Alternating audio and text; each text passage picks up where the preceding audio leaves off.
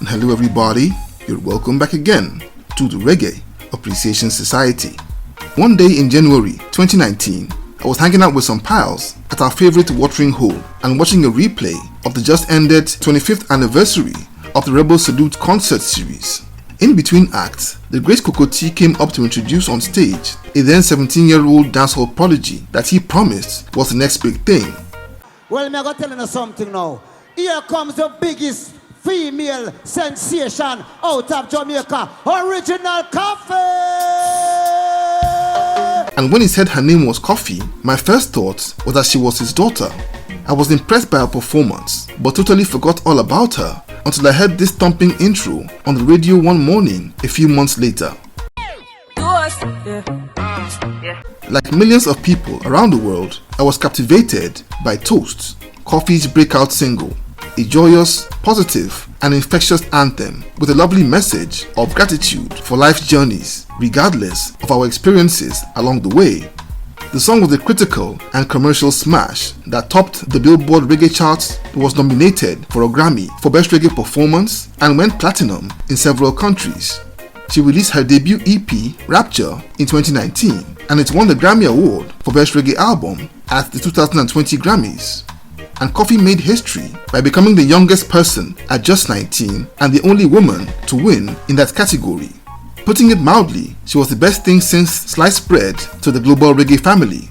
Her intelligent, inspiring lyrics, in tandem with her meticulous, intricate, and agile flows, were a breath of fresh air as she flawlessly merged traditional messaging with a contemporary Gen Z energy.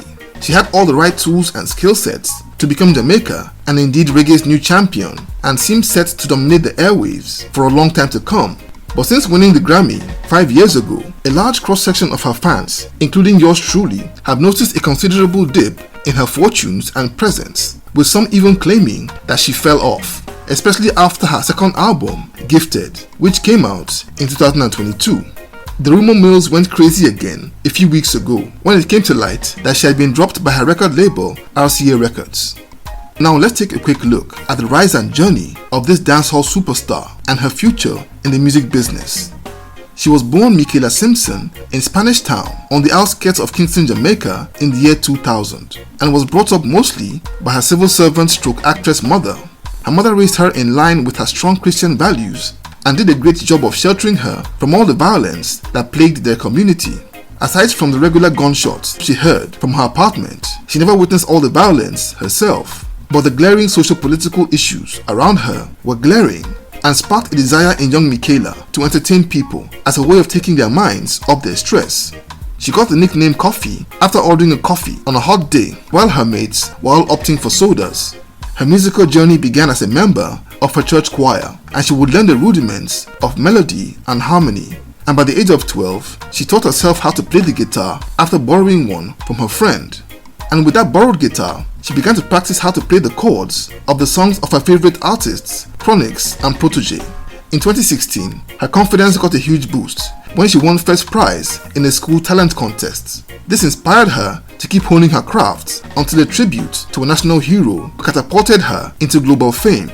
In 2017, Koffee uploaded a video of herself on Instagram playing a guitar and rendering a musical tribute to Jamaican track and field legend Usain Bolt.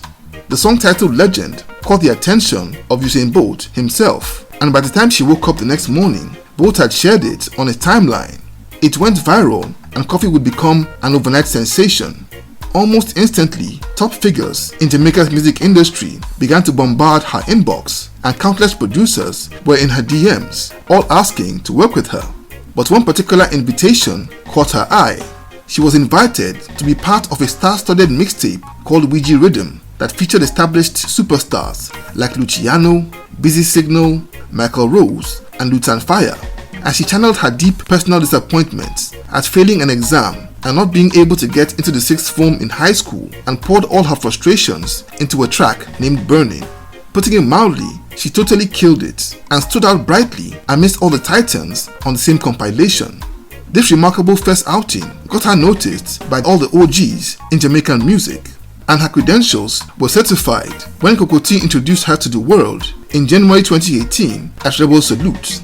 and when it seemed like her night couldn't get any better, her idol protege invited her to join him on stage and perform with him, while Chronix called her up to come and record with him at Tough Gong Studios, and she also joined him on a tour of the UK a few weeks later.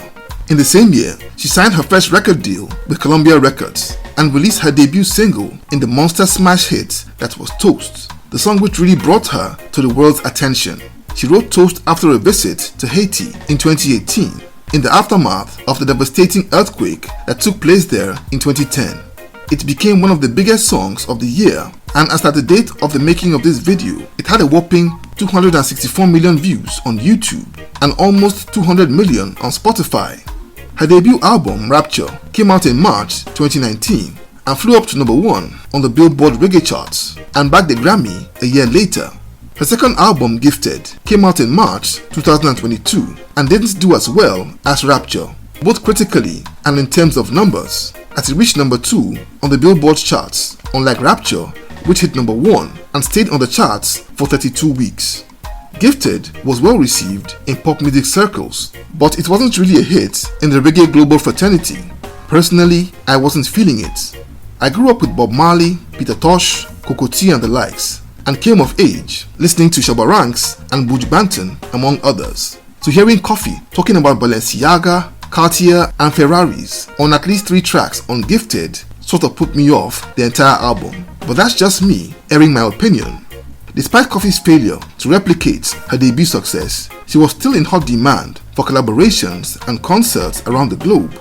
But she would receive criticism from her fan base for what they felt was her moving away from her Jamaican and reggae musical roots and sold out to a watered down crossover pop-centric sound that was designed to please global audiences. A phenomenon that's been a major problem of the music industry for as long as I can remember.